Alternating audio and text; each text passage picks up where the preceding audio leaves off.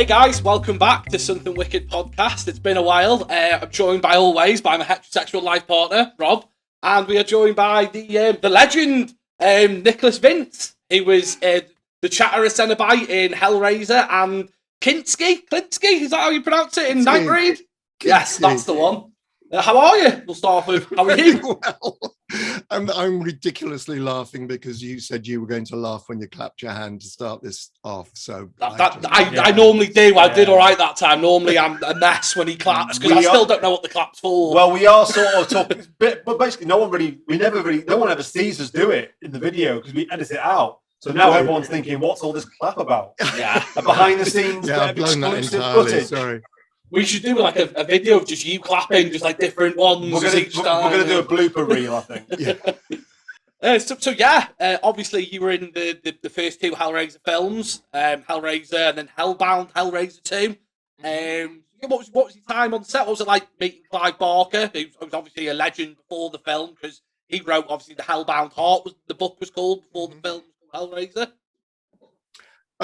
It was okay. So to answer the question, what was it like on set? It was fun. Well, yeah, it was fun off set. Being inside the Chatterer makeup where you can hardly hear, speak, or see, and you're trying to act, that's a challenge. That's physically demanding. Of course, I knew Clive anyway. He'd been a friend of mine for about 3 years or so before we made Hellraiser. In fact, I'd been modeling for him for the Books of Blood, the covers of the hardback versions of the Books of Blood in the UK. So I knew Clive anyway.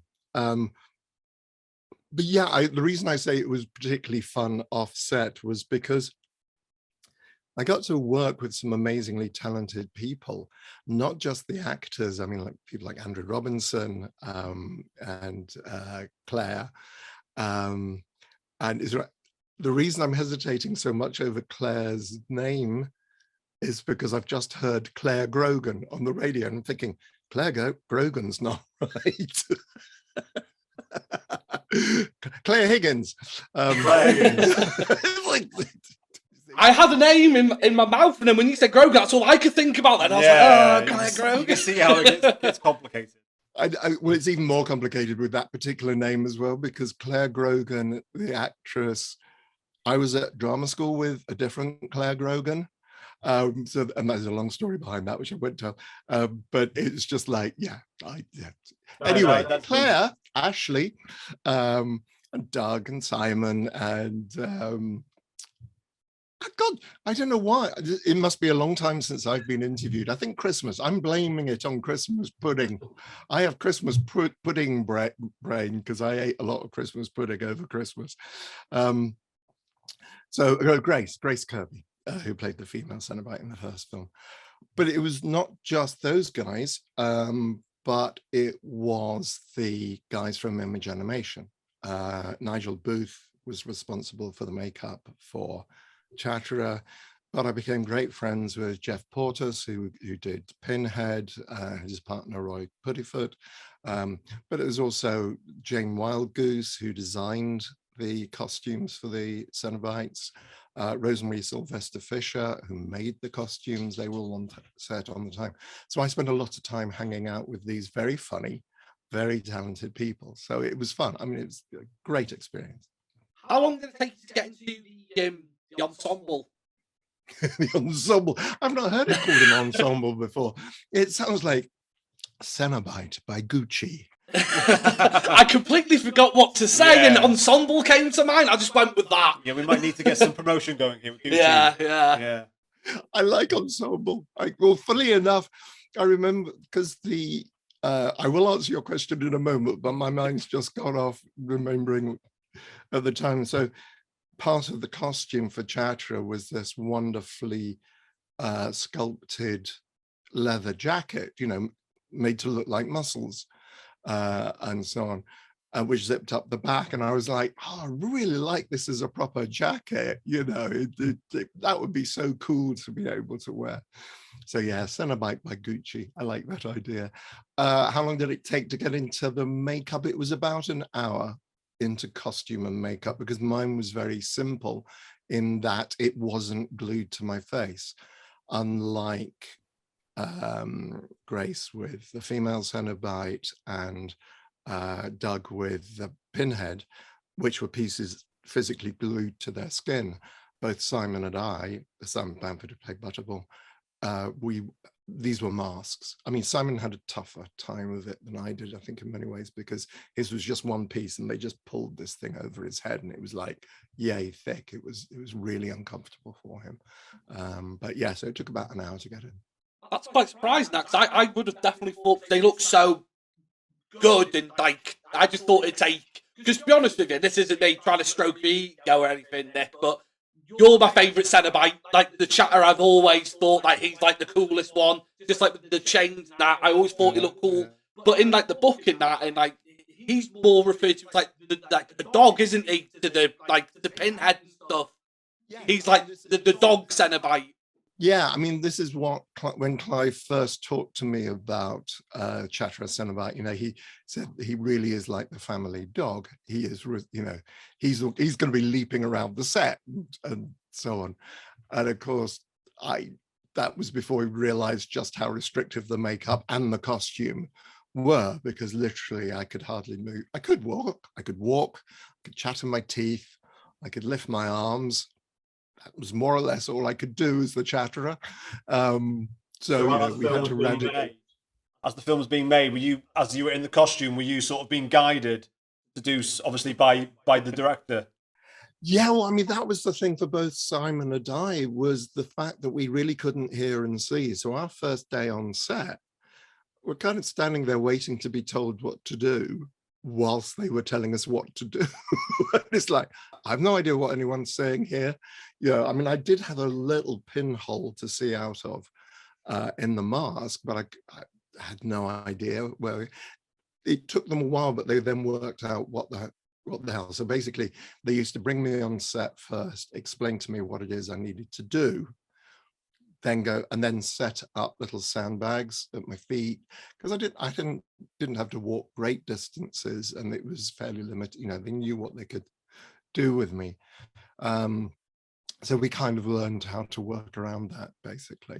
But yeah, most of the time, a lot, because it was a really small studio in which we were filming, the production village, which is now no longer there, which had been built in the 1930s as a little film studio.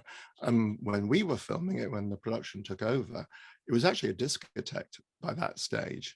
And then they'd recently changed it into a film studio. They were trying to make it in there, but it's really small. So I think my memories are like 3-4 feet. So if you imagine what we referred to as the torture room, i.e. the room at the back, the top of the house, there was only about a path's width, about 3-4 feet around the edge of the set, outside the set, and literally I was just led by the hand like a 6-year-old. I read somewhere that you had lines originally, didn't you, in the script, but the makeup was that heavy? No, you've got, that's Simon. That was Butterball. Okay. So Chatterer never had lines. Oh, All okay. Chatterer was ever designed to do was Chatter. Yeah. But as you're in this, obviously in costume in the movie, so obviously you would have seen yourself maybe hopefully through a mirror, but at the premiere or when you saw the movie for the first time, what were your impressions? Because obviously in that time with the editing, the visuals, because there's a lot of visuals in the Hellraiser first 2 movies, like what was your impression when you first saw Chatterer on the big screen? It was really difficult because it was very emotional. It was tough. It was really tough to actually, because they left me in that makeup for up to 8 hours at a time. And it really was like sensory deprivation. It was really physically and emotionally draining to be able to do that. It was very challenging. And when I first saw it, the thing was, I was so close to it. All I could think of was the actual making of the movie. So when I saw a particular shot, oh yeah, that's the day on that happened. And I kind of became fascinated about working out which shot was taken on location at the top of the stairs and which was done in the studio, because they recreated the top of the stairs and the torture room in the studio.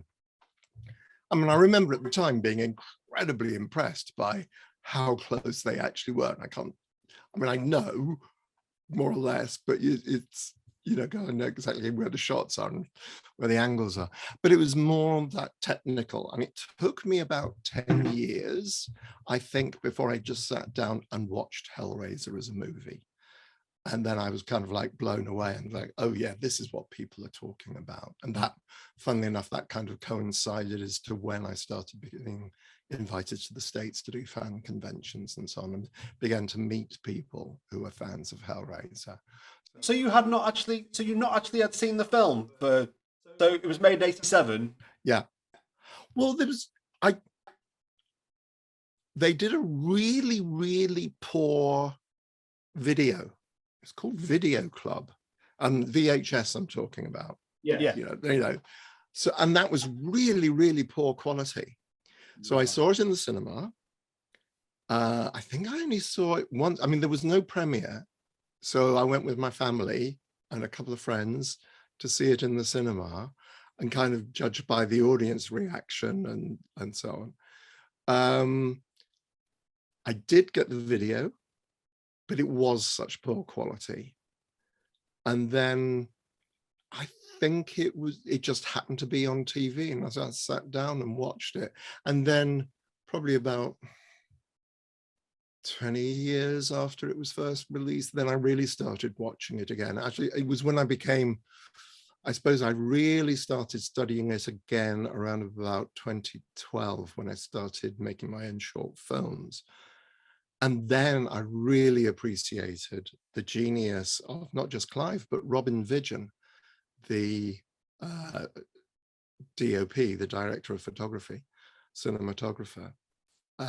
Just looking at the angles, the lighting, the storytelling in the visuals, and you just think, oh yeah, I can see why now. This is just extraordinary. I myself am quite a late comer to horror films. I mean, by hanging around with our Chad here, he is certainly a connoisseur of horror movies, so he's helping me along the way. But I watched the first Hellraiser. I mean, I am someone who watched many VHS movies, been a film fan all my life. The genre of horror is only just recent for me. But I always saw Hellraiser on the video shelf in all the local video shops back in the 80s and early 90s. And it was always scared me by looking at it. So I knew it was going to be a horror film. But upon watching it, I think I saw the first film about 10 years ago for the first time. And I never really thought about it. I mean, I rewatched it on preparation for us talking now. But I was quite, it's actually quite an erotic movie, really. Yeah. Oh, yeah. I think it totally is. I mean, that was one of the things about it. I think it's why it was so transgressive and so unusual for the time. The line I came up with a few years ago was, no teenagers were harmed during the making of this movie. It was not a stalk and slash. No, there was a lot of slashing going on, but it was not that kind of, teenagers in the woods have sex, therefore die. Though funnily enough, it's very clear that Ashley doesn't have sex because he sleeps on the floor. When she goes home with the boy, they don't appear to have sex.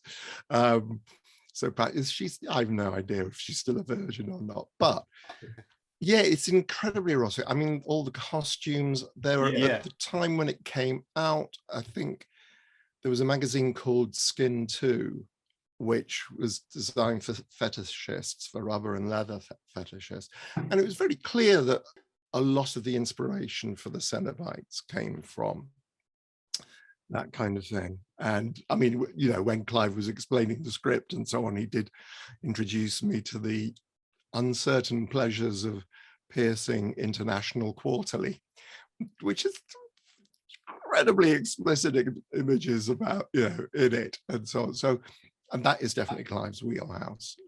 So I think, the eroticism. I mean, basically, as my friend Barbie Wilde, who played a female Cenobite in Hellbound, always says, basically it's a story about a woman who is so obsessed by a man she loves him even when he, comes back without a skin, but she desires him so much she goes out and kills people. And I think this is one of the fascinating. There's the passion between the two main characters, or two of the characters in the movie. Frank and Julia. Yeah, Frank and Julia. They like I say, it's excellent acting on their part, because you feel that tension when they're together. Like when Frank comes back and Julia is horrified, but you can see that she's obviously just, she's thriving inside, because those feelings are bubbling inside her, that how much she loves this man, even as a skinless human. Well, whatever he is. A husk of a man. Yeah. Well, I think one of the things I find fascinating, I've spoken to Andrew Robinson, who plays the husband at the beginning of the movie and then plays Frank wearing the husband's skin. I've forgotten the characters' names. For me, the moment that sums up the husband, when they, she is obviously a very dissatisfied housewife when you first meet that couple. And he comes into the house, and before he hangs up his coat, he just wipes the top of the balustrade, and it's just like before he puts the coat up. And I thought, that's perfect. I know so much about that character just from that one simple moment. And then you really understand, she's so unhappy, so thinks she made the wrong choice. She definitely married the wrong brother. If there was a category for bored housewives, I think Hellraiser should be top. But the thing that always fascinated me about Hellraiser was, like, when I was younger, I remember my mum rented me it. She probably shouldn't have, but she did. And on the front of the box, it was Pinhead, and because I got it from our local DVD store, and I remember watching it. But like the Cenobites aren't the bad guys in that film, which always struck because obviously they're on the front, they're all over them, like the kind of the marketing. But the bad guy in that film is Julia. Really, you guys are just doing your job, aren't you? You've come back to get Frank. You guys are doing the business, aren't you? Do you know what I mean? And then anti-heroes. Yeah, anti-heroes. Yeah, like the Punisher. Yeah. Yeah, I think it was interesting, isn't it? Because I think going back to what you were saying, Rob, it's like, it is an incredibly erotic film. I mean, I remember what the tagline for the film was when we were making, I don't know if they did use it in the posters originally, but there are no limits. And, Frank is obviously a man who's searching for the ultimate in pleasure, and it's never enough. Sleeping with his brother and his brother's fiance just before the wedding is not enough. So he, which leads him to the Cenobites. Apparently Clive, he's never talked to me about this directly, but basically Clive thought that if this was going to be a series of films, it was Julia who was the character. What he thought he was creating was a really good super villainess, if you like, that somebody, and was surprised when it was the Cenobite, Pinhead in particular, that actually began to carry the franchise. So yeah, it's always fascinating to me how different interpretations of this film can be. That's a good segue into the second one, because obviously you played the chatter. In the first film, you were billed as the chattering Cenobite, but in the second one, you got your actual name, didn't you? Which now you're known as Chatterer. Not you yourself. Your name's Nick. Do you know what I mean? But the character has its name. What was it like on that? Because obviously Clive didn't. Clive, like I'm his friend, you're his friend. Clive Barker, he didn't direct that, did he? It was Tony Randall. It was Tony Randall. It was a very different experience. I think apart from anything else, it was because we moved from Cricklewood and Dollis Hill to Pinewood Studios. Wow. It was a much bigger production. Of course, Kenneth Cranham was involved. A wonderful, wonderful Kenneth Cranham was involved as well. But it was just a much bigger scale thing. So, and I'd not met Tony before. He's a really lovely guy, and we've chatted since. It was written by my mate, Pete Atkins, who is a friend of Clive's from Liverpool. And, we used to hang around. I think that's when I started. I'm sure it was. Yeah. So basically, my memory of making the last couple of films, by which I mean Hellbound and Nightbreed, is the kind of the social life, going out nightclubbing with people. And our favorite, or well, it was my favorite nightclub, and I just insisted people would come with me, go with me, was to Madame Jojo's, which was in Soho and was the drag bar. We're talking about years before RuPaul and etc. So I have to say that was probably the social life, just hanging out nightclubbing is what I remember a lot. I suppose the set, obviously, when you're watching Hellbound, you can tell that the budget has gone up a lot, because the visuals. I mean, the visuals in the first one were fantastic, but of course, it's made more of an indie horror film because obviously it was a smaller budget. I know. I believe. I think I heard somewhere that after producers, the studio had seen the first cut of Hellraiser, they were so impressed that I think something along the lines, they went back and filmed more scenes. That's correct. You're absolutely right. So on the first film, so basically that whole sequence where Frank comes out of the floor, the animatronics and stuff, that was all done afterwards when they got more money. I remember asking if it was okay if I could come and join them on that day, because I had no idea really how films were made, because of course, as an actor in makeup, I was shoved, we were in the dressing room most of the time. The only time you actually got to see anything going on was on set, and I couldn't see anything on set. So they spent a day doing all the animatronic stuff, which I think really helps boost the level of the film. There is, funnily enough, in the original, when Frank came back, rather than coming back as a fully grown man, he comes back as a child. And there is one shot where you see this small child straggling across the floor towards Julia and grabbing her ankle, which was from the original incarnation before they put in all the other stuff to say, oh, actually, no, when he comes back, he's going to come back as a fully grown man. Because with the second one, the same thing pretty much happens to Julia, doesn't it? Like the way she comes back, because she comes back through the mattress, doesn't she? She grabs that bloke that thinks he's cutting himself with the razor and stuff. Yeah, I mean, that scene on the mattress, when I was rewatching it just the other night, I was thinking to myself, this is like, it needs. I think that scene is very underrated. It's never meant. It's one of the most goriest scenes, quite horrific, because it feels so real. And up until Julia maybe comes up out of the mattress, but before then, and he's just slashing himself. That's a very traumatic moment, I think, in horror. And I never see it in people's lists. And I really would put that in the top 10. Cool. That's interesting, because, of course, the actor who is doing that is Oliver Smith, who played Skin Frank in the first film. And he's a wonderful actor.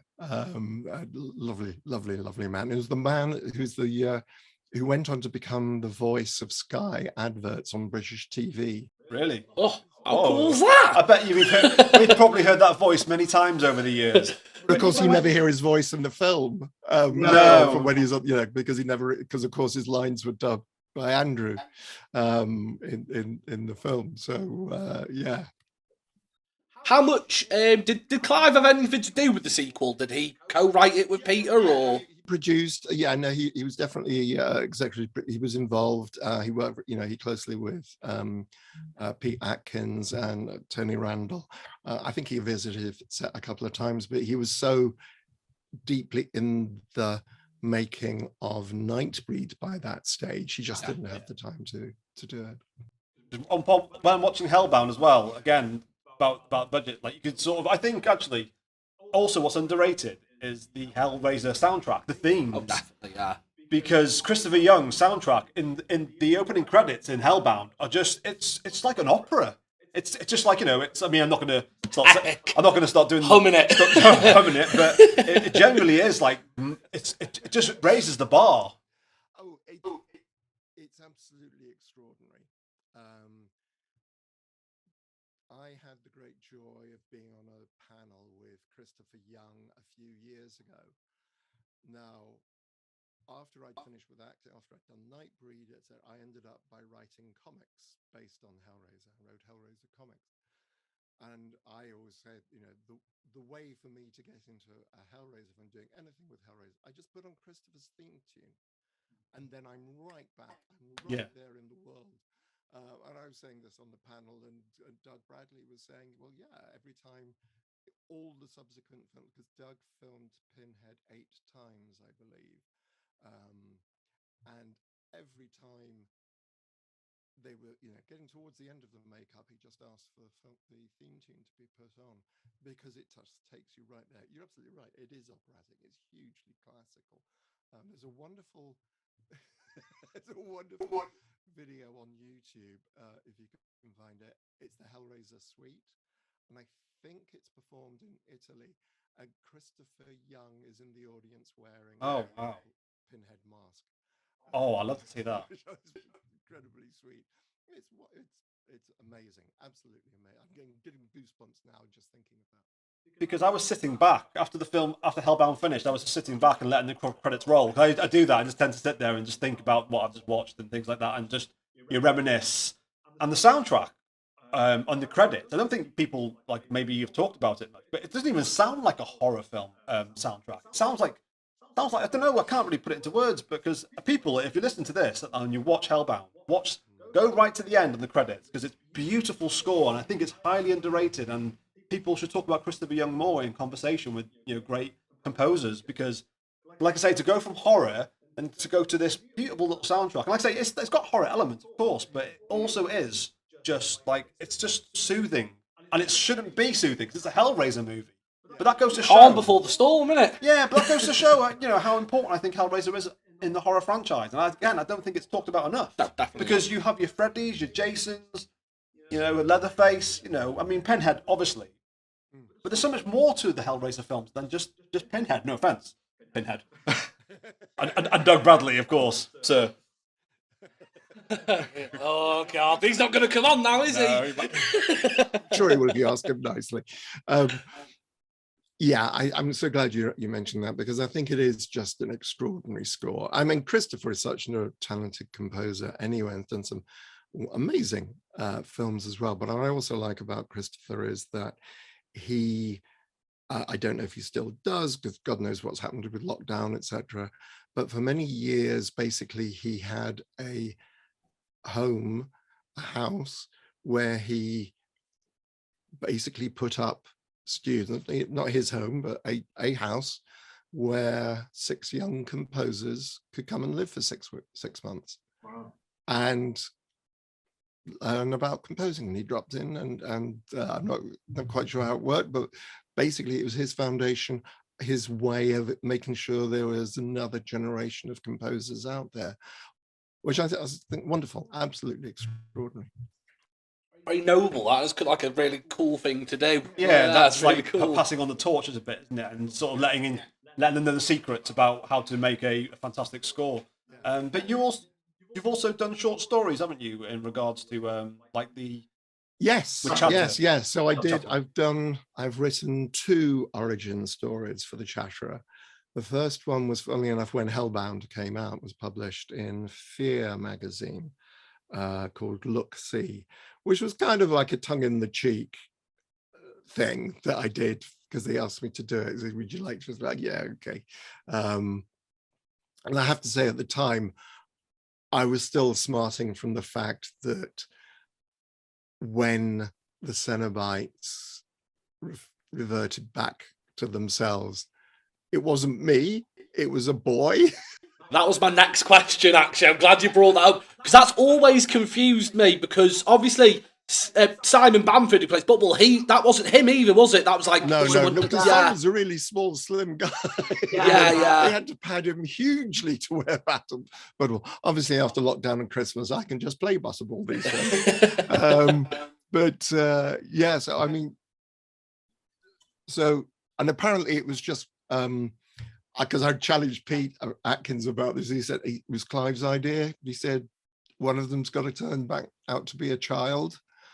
I thought, yeah, okay, it makes sense. It took me a while. I really wasn't, because I thought, I've been under all this makeup. Can't I just be an extra or something? Can't I just be in the film with me? I'm a good-looking man. Just And so it was about that. But then later, again, years after the experience, when I actually got off my high horse, then I think it is an absolutely fascinating concept to me that it is a child. So basically what the filmmakers are saying, what Peter Clive and Tony Randall are saying, this is a child who grew up in hell because he's a child when he opened the box, because that's what he reverts back to. And when we see him, he's Chatterer, who's obviously an adult. So this child grew up in hell, which I have to say led to my favorite ever question at a convention where I was asked about Chatterer. I don't know if you're familiar with Hellraiser Bloodlines. Yep. Yeah, they end up in Hellraiser in space. And all great horror franchises go to space. That's a fact. That's a fact. Jason did it. There's a Chatterer dog creature. Yes. Yeah, in that. And this 9-year-old boy who was a huge fan of the Chatterer wanted to know if the Chatterer dog was Chatterer's dog in hell. Oh, and I just thought that is such a cool idea, because you've got all boys should have a dog growing up. Therefore, Chatterer was a boy when he went to hell. So yeah, I mean, more recently, I wrote a film, wrote a short story called Prayers of Desire, which is my explanation as to why someone who looks much younger than they actually are end up in hell, as far as I was concerned. That's been published, and I hope to republish that this year. I've been promising this for the last couple of years, but yeah, the aim is to actually republish this story this year. Have you had much feedback from Clive Barker? Has he read it himself, or? Clive, as I say, Clive was my friend before we made Hellraiser. All right, stop bragging. You're talking about Christopher Young passing it on. Clive has always been the most encouraging. Clive has always been the person who's told me that I can write, and telling me to write more than I do, because I get so easily distracted with other things. And he's incredibly supportive, and he likes the story, and he likes, writing. In fact, I showed him something with mine the other day, and he said, "Yeah, you're great. It's good, Nick. You've got a really interesting style." And just getting that kind of encouragement from somebody, okay, Clive's my mate, he's one of my dearest friends, but he's still Clive Barker. He knows what he's talking about. And that, really just like, I just want to sit down and write some more stories at the moment. I mean, he didn't only just make Hellraiser, he also Candyman, if you think, like, there's two franchises that came from his brain, so it's, like you said, if... There's Candyman, there's Midnight Meat Train, which I think is a great show. And one I actually have not looked at recently, but I know has been released recently, and is Lord of Illusions. I forget about Lord of Illusions. But Books of Blood, that's on... That's on Clive Barker, yes, absolutely. And it's on him. Yeah, because there was the film version. John, I'm trying to remember, because I do what you do sometimes, and interview people as well. And I got to interview the director of the first film, which John, his name entirely escapes me. Doing really badly on names. And but there's also the Hulu TV series, which I thought was great. I thought they really, absolutely, and again, Clive is a lot more involved in that this time around. And I thought the Hulu TV series, The Books of Blood, was absolutely wonderful. Should we go on to Nightbreed now? Yes. Because I'm a massive fan of Nightbreed. Yes. It's called Cabal, isn't it? The book, it's not actually called Nightbreed. Yeah, what was it like on that? Because that film is full of special effects, isn't it? All the monsters and stuff like that. Obviously, you played Klinsky, was it pronounced? I don't know where Klinsky, otherwise known as Moonface Guy. Yes. Again, a hugely different scale. And it was a film not without its problems, because it went vastly over budget, which is always difficult on a film as well. And I think we had more monsters in that film than any other at the time. It was, again, extraordinary, Image Animation, the small group that I'd worked with on both Hellraiser and Hellbound, I think kind of tripled in size in terms of the number of people working on it. And again, extraordinarily talented people. Neil Gorton, who was responsible for the Kinski makeup, he went on to do Doctor Who. So all the modern Doctor Who from Christopher Eccleston, Millennium FX, that's his company. So he was behind all those makeups. Marc Coulier, who's got 2 Oscars, he worked on that film and got his start on that film. A whole load of people who were working in special effects, either inspired by Nightbreed or Hellraiser and Hellbound, or got their break on Nightbreed. So again, incredibly different scale, back up at Pinewood, very different experience for me because, sorry, my watch is talking to me. It's a very different experience for me because it was a 5-hour makeup, which, of course, when you say to people, they say, oh, you bought the makeup chair. I got to sit in a makeup chair.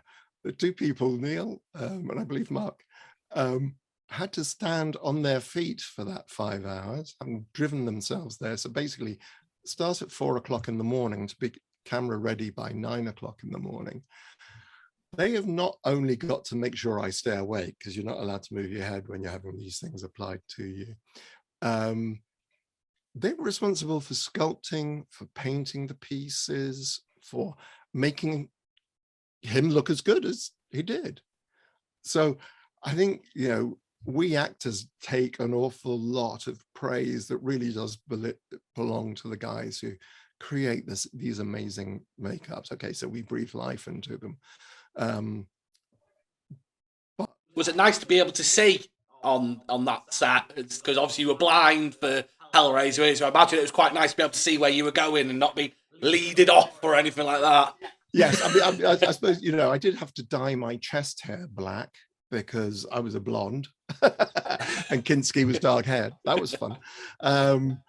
But yeah, in terms of being the actual experience of it, it was fun because, again, I mostly remember taking people to Madame Jojo's. It's the social side. And I met Anne Bobby, who's become a good friend, who plays Laurie, and Craig Schaffer, a lovely, lovely guy. Didn't actually get to meet Charles Hayes because we didn't have any scenes together. So yeah, I think it was an extraordinary experience. I mean, I was really lucky. If you think about it, I was in 3 iconic British horror films, shot within about 3 years of each other as well. So that was an extraordinary time. It's been great with the obviously with the. I mean, I know people might say there's not a, like, I was going to say the rise of physical media. People might not think that's a thing anymore, but it is for collectors because over the years, obviously, Nightbreed has a fan base, and we've now seen the director's cut of the Cabal cut. The Cabal. Yeah. Well, no, that's a separate cut altogether. Oh, is it? Oh, yeah. I don't know. It is. It's different. Yeah, well done.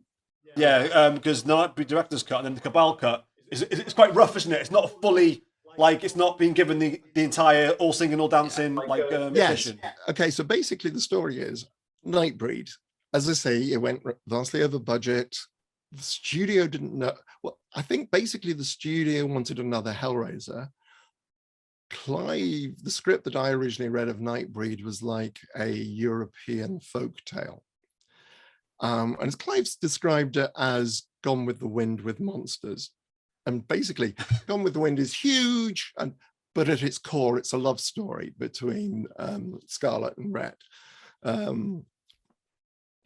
And at its core, Nightbreed, I think, is a story of Laurie and her love for Boone and what she will do for the man she loves, and her is Boone's journey into the Intermidian and the monsters and dealing with all that stuff of but also there's Laurie's journey and so on. So anyway, the studio didn't really they didn't know how to market it. And it was it failed. It didn't do as well financially as everyone hoped, etc.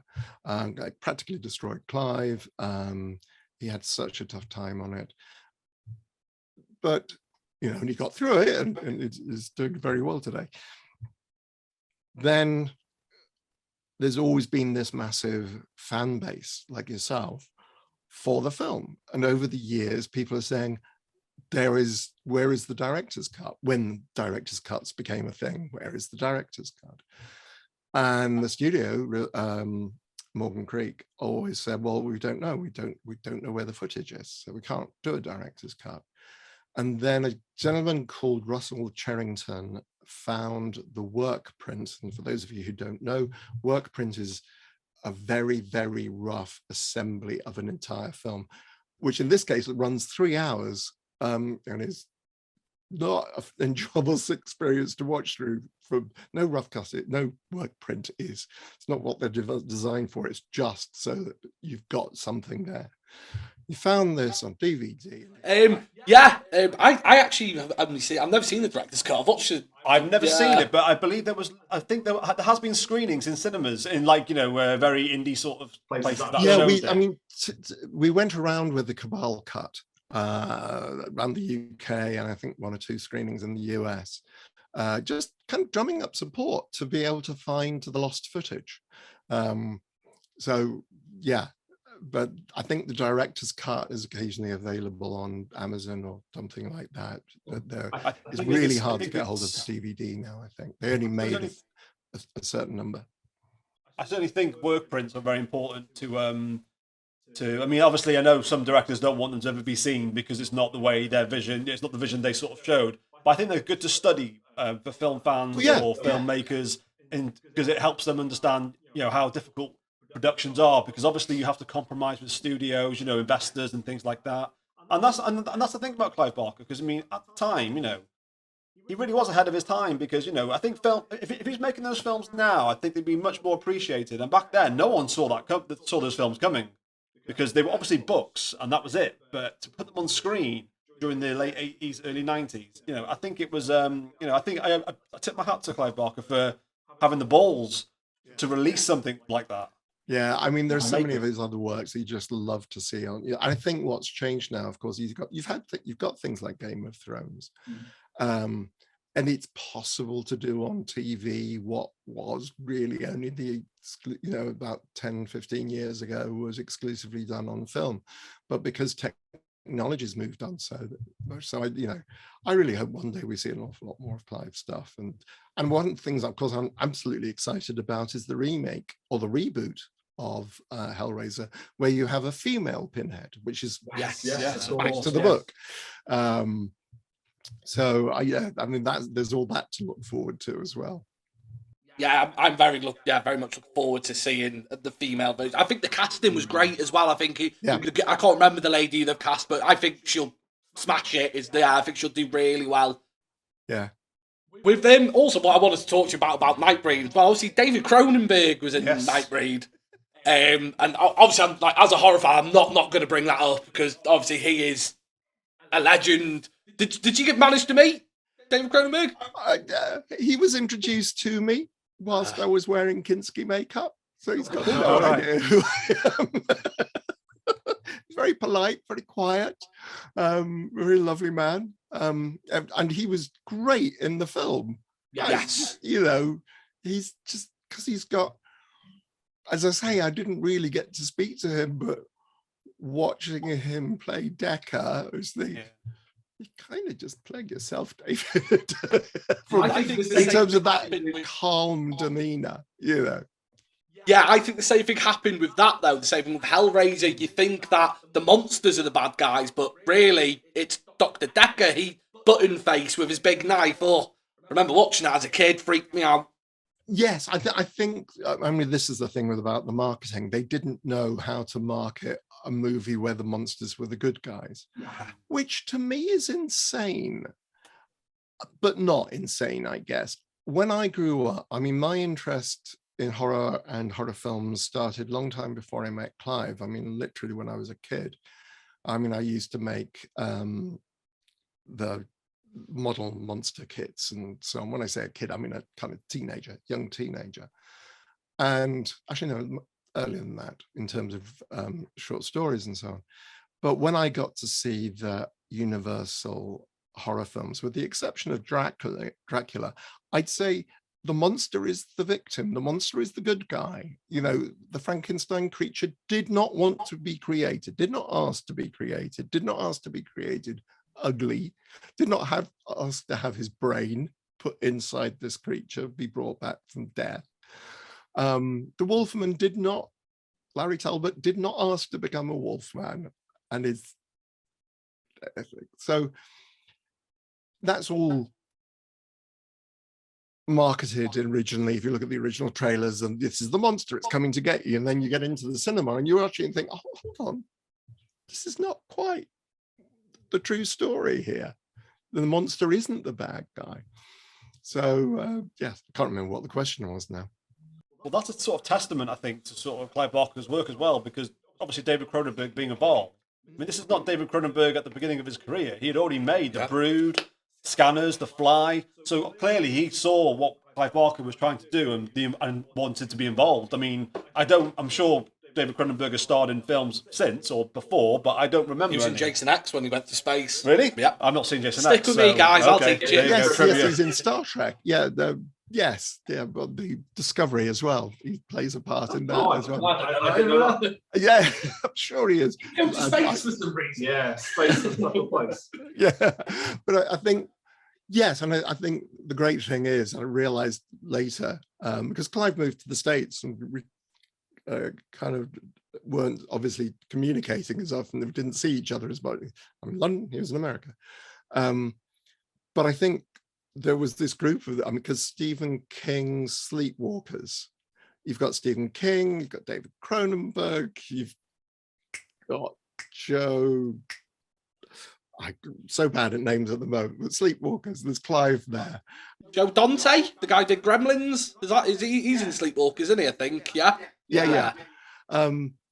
So they obviously all knew each other. They've met each other at signings. They've become, and because Stephen King really kickstarted Clive's career when he wrote the introduction to the Books of Blood, and I think so they became very good friends. So yeah. Imagine Stephen King just like writing in your book. You know you've made a good book when Stephen King's gone, that's pretty cool. I'll write something there for you. It's the best feedback you're going to get. Yeah, definitely. Especially if it's a horror or yeah, definitely.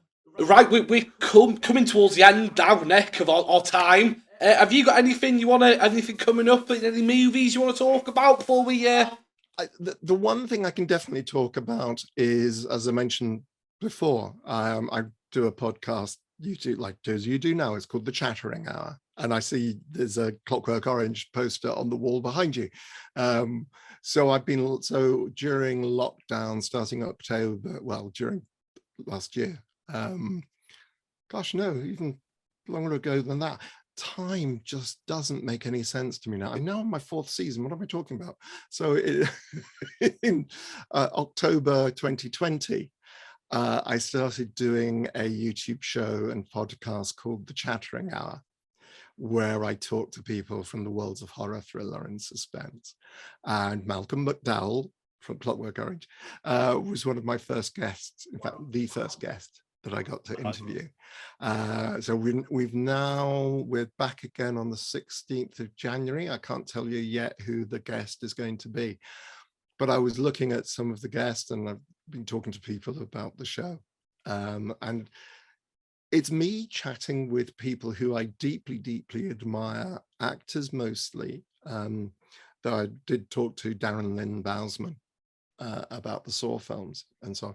Got Lynn Shay on there, and Alice Krieger, and some really, really fabulous people who I've been lucky enough to chat to. And that's kind of kept me going in the last year and a half, I think spiritually and We'll inspiration link wise. your podcast in the notes below in the bio so people can check it out.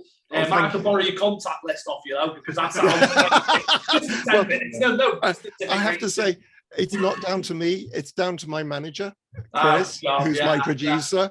I'm lucky enough. We're getting the manager tomorrow. Got your manager's email. Well, he's the man to go to. Chris Rowe is definitely the man to go to because he's Malcolm's manager. Malcolm is a good friend. He's such an inspiring guy. Malcolm's just so funny and amazing. So that's what else was going to come up.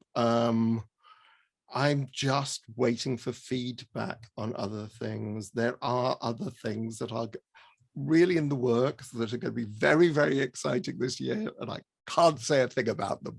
Well, for everyone who watches, if you watch the Chattering Hour is it on Spotify? It's on Spotify. It's on YouTube. It's on. Then hopefully they can hear all your latest updates on there.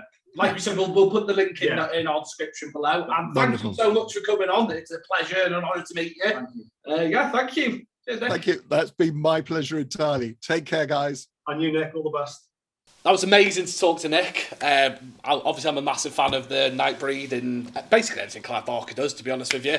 Thanks again, Nick, and we'll link his podcast in our bio below. The Chattering Hour, which you can listen to on Spotify and YouTube and maybe somewhere else. But we'll definitely put the links below.